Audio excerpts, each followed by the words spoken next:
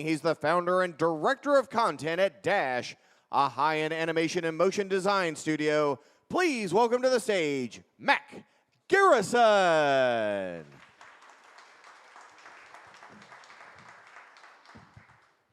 Excellent. Wow. That was a great intro. Hope you guys are excited. Who has a pink wristband on? That'll be my fellow creatives. Is there a creative in here? Hey, yes, you made it. I'm glad you're here. Any marketers in the building? Any marketers? All right, a few. All right. How about people that just like cool stuff? Like anyone who's interested? All right. I don't know why some of you aren't raising your hands because we're going to get into cool stuff. So as Wade mentioned earlier, we have 5 minutes. This is fast. And as a creative, I want to show you so many cool things, but we're going to jump right in, not waste time, and I'll try to set the record for how many slides I can show in 5 minutes. So we're Dash. We're a high-end animation and motion design studio built around creating incredible content. You know, what is motion design? That sounds fancy. Motion design, in my opinion, is an umbrella term that describes anything that moves on a screen. So primarily, we do a lot of video content that can be live action, that can be animated. In some instances, we actually do some experimental design, so it's a little bit all over the place. So as director of content, you know, my job is to really foster the types of projects we take on as a studio. We are a boutique studio, but we do a lot of work with some pretty big clients. So for me, it's all about the relationships, less about what the service or product the client is offering. We really like to collaborate, you know, working with internal teams, with the companies we work with, as well as ours, to make really good work. But that's not only the main reason folks come to us. You know, I think this day and age, if you really want to separate yourself as a business, it's not just what your deliverable is, but it's who you are as a person. And at Dash, this is us. You know, we're gregarious, if you haven't been able to tell. I would talk to an empty room, but I'm glad there are people here. We're symbiotic. We really enjoy collaborating and working with our teams and our clients. Optimistic, creative is paramount for us. And then, of course, honest and efficient, you know, because you need more honest and efficient businesses.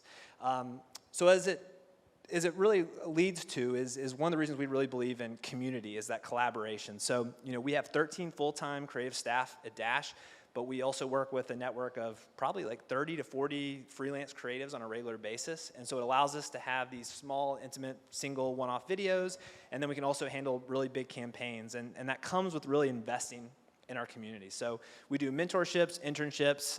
We even threw an animation and motion design festival called the Dash Bash last year, where we really brought together a lot of top-tier creatives in the animation and video space to really help, you know, elevate and hang out. So we're partners, illustration, 2D animation, mixed media, cell animation, character animation. Like I said, if it moves on a screen, it's really our forte. But what we'll talk a little bit today about is 3D animation. But before I get there, I just wanted to run through like a few still images from some of the various projects that we've done over this past couple of years. But, you know, when I really think about Dash, we're really a generalist studio. We're not defined by one single style. You know, we can do things that are a bit, you know, more cartoonish to a bit more sophisticated, but our teams of creatives are really flexible. In my industry in particular, you know, a lot of folks get good at one thing and they kind of repeat it, and that kind of sounds boring. So we like to say yes to really any cool project, really get to work on some variety of content, stuff that's a bit more elegant, illustrative, and things there. But today we're going to be talking a little bit about 3D, which we'll have a couple of slides coming up to here in a second. And from our 3D capabilities, it can really be anything that's like more VFX, where we're like compositing stuff into live action video. It can be stuff that's more put together and more motion graphics and a bit on the sci-fi things. So this is a piece we did for Red Hat, where we were talking about one of their products and services that involved like a dog feeder in this instance, which is pretty cool, or Wolfspeed, if anyone's familiar with Wolfspeed, silicon carbide manufacturer. This was really fun, like kind of sci-fi-esque type product. Things can look like hyper-real too. I mean, so, you know, our capabilities have come a long way in the 3D space and in animation in general, where it's pretty achievable to make stuff that looks pretty realistic.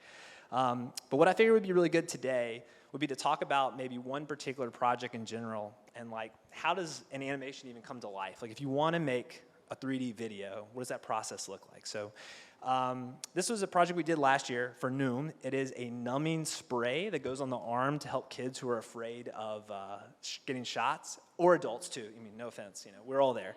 So kids or adults who are afraid of getting shots, it's a numbing spray to make the pain less noticeable. So it starts off whenever we're doing a project, it's these 6 key steps. Clients like steps. We like to break things down, make animation, not look so much like magic and look a little bit easier to achieve. But like a lot of projects, initially starts with discovery. Why are we doing this? Who's this for? Where are people going to be watching this video? What do we want them to do after watching this video? It's this initial kind of discovery that really helps shape the creative. If we are making content for 60-year-old brokers as opposed to your 18-year-old who's scrolling on TikTok, that's a very different direction. So understanding a little bit about the goal of the project is a big piece of it. From there, it's ideation. What is the solve? We do design charrettes with our team. We bring everyone together. We talk about ideas that could work really well. We look at the industry as a whole. What's really trendy? Where's the motion industry going? And from there, we jump into messaging. What do we want to say? What is the cadence or voice of this video? Is it more thought leader? Is it conversational? All those things have dramatic impact on what this video is going to do. And then from there, we get into pre-production. Pre-production's all the little pieces that come together that make up that final animation, so that the idea is that by the time you get to the end of the process, there's no real surprises. So pre-production are all these little pieces that make up the video. And the last 2, production and final file. So production, that's what my team loves. That's where we've mapped everything out, and we're starting to bring everything into motion.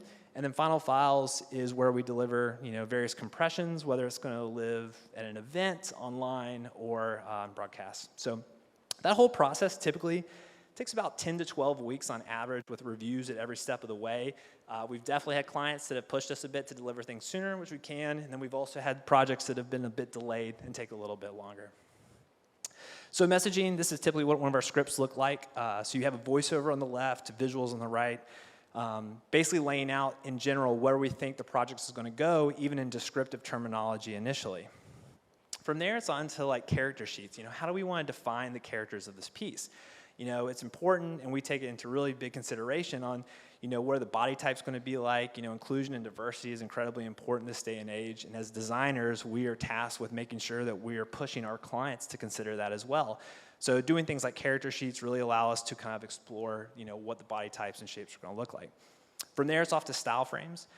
Style frames are still images that convey the overall look and feel of the project, from color palette to the environment.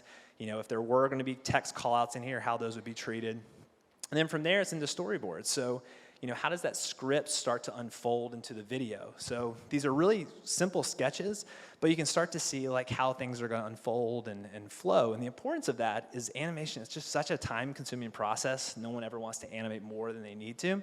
So storyboards really help shape that.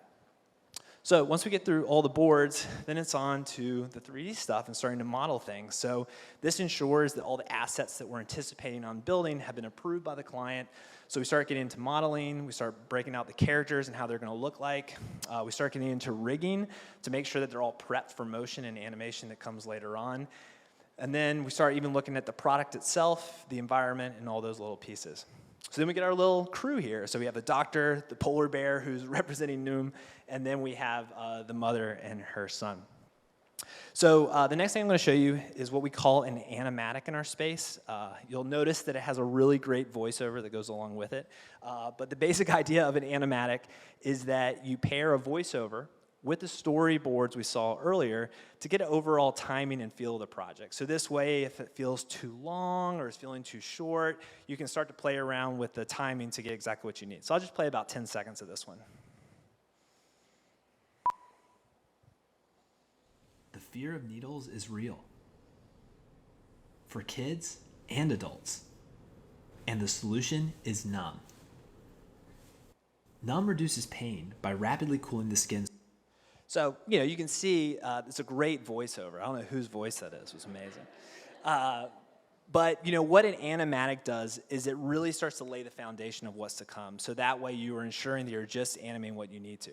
So all these pieces come together, and now we have laid such a great map of where we're going. And so at this point, our animators can feel really confident about leaning into the motion and bringing this thing to life. So what do you think? You guys want to see the final piece? Yes. Good. I don't know what we would have done if you said no, but anyway, here we go. The fear of needles is real for kids and adults. And the solution is Numb. Numb reduces pain by rapidly cooling the skin's surface prior to a needle stick. Multiple clinical studies show significant relief from needle pain with vapocoolants. Numb is the only FDA-cleared sterile numbing spray, which helps eliminate the risk of cross-contamination. And it works instantly. No need to wait like with some other numbing agents. Numb can be used prior to an injection, IV start, blood draw, or other needle-related medical procedures. The Numb Polar Bear provides a welcome distraction, which helps reduce anxiety for your little one and maybe even the child in you. Never worry about the pain of needles again. Next time, numb quick before the stick. All right. Woo, thank you. Yeah, so, wow, so quick. That was like a flash in the pan of what we can do. But like I said, we are Dash Studio, or a high-end animation motion design studio located here in Raleigh. You can do animation in Raleigh. Crazy. But if you're interested in more work, definitely follow us on Twitter. And our Instagram is chock full of just cool little inspirational doodads. But yeah, I'll turn it over to you, Wade, and I can answer any questions. All right, time for Q&A about how a design comes from idea to 3D on the screen. We got a couple questions back here. We'll go to the back of the room first, since that's the hand I saw first. Hey, when it comes to the ideation and the charrettes, how do y'all draw inspiration for the trends and the look and feel? Where do y'all start? Really great question. So if you wanted to hear it, it was where we find inspiration in the trends and kind of the animation space to determine what we want to do. The first is that for most of the folks in this space, we're constantly following other creatives, other studios similar to Dash. So we kind of have an idea just by following all these groups on social media, what tends to be trendy. The other piece of it, though, is really important is to look in the industry of the subject matter that we're addressing. What are competitors doing? What are people doing in that space? To see if there's a way that we can kind of cut through that noise, do something a little bit different. And then I always think just having a big group and going around and really just tossing out every bad idea you can to find that good idea is always really helpful. So we'll do, even something as simple as 30 minutes where we just get in a room, 10 of us, and just kicking around ideas on what we could do for it. All right, we'll go 2 rows up for our next question. I know animation is very complicated. What is the time frame that, and use this as an example from the beginning process of the animation to the delivery of the end product? Great question. So the timeline for an animation like this, I would love to say that we can take forever on it, but that's unrealistic. So typically we try to aim for about a 10 to 12 week turnaround. And at each of those phases that I shared earlier, that gives the client about 2 days for them to collect their notes and provide feedback on that. And one of the things we do, those incremental steps, is it just ensures that we're always adjusting along the way. So then at the very end, when we have this full product that's been delivered, at that point, typically, I say typically, not never, but typically there's usually no big surprises or changes. But 10 to 12 weeks is a good time to aim if you're thinking about an animation endeavor. All right, next question's coming front and center. Hey, so animation does take a long time, and it can be quite difficult with how much movement there is and a lot of different variables. But have you found any use or use case for using live footage to track your animation too? Is that something that actually makes sense in animations that are this length and these size projects, or does that only really make sense in larger movie style projects? No, it's a really great question. So you're talking about incorporating animation with live action and kind of compositing it in there more or less? Oh, I see, a motion capture, yes. So we're in kind of the early stages of where that ultimately is going to be. For the type of work that we're creating for these kind of marketing teams, it hasn't realized to a point yet that it's helpful, but I do know that there's a lot of stuff in the works and it's getting easier and easier. One of the crazy things about animation that is just really good to know is that for a long time, it was really kind of hard to get into. It was kind of like a secret. You used to have all this machinery, you have to have all these big setups, but with Adobe and their subscription services, most of the stuff that you saw in here, we have After Effects for 2D, Cinema 4D for our 3D work, but it's become really easy and obtainable, and so I forecast over the next 10 years that things like motion capture are going to be more relative and we can all kind of get into it. So to answer your question, not quite yet, but it's coming. It's coming soon. Our last question is coming to you from your right. Hi, What's a common misconception that clients might come to you with when they have an animation idea or want to work with you about your whole process? Such a good question. So the biggest misconception, the number one misconception, is probably the time it takes to do that. So I think folks are used to dealing in live action when it comes to video work, even people who are experienced in video. And with relative ease, you can probably turn around a live action video in 4 weeks with relative ease, 5 weeks. But animation just has so many different pieces to it. And depending on the style that we're going with, has nuance. And so, you know, if I could tell anyone anything to keep in mind as they're thinking about an animation project, it's going to take way longer than you think it would. And particularly if you want to get the quality that's out there, you know, that's it too. You never want to feel rushed on this stuff. But that's a great question. All right, give it up for Mack. Garrison.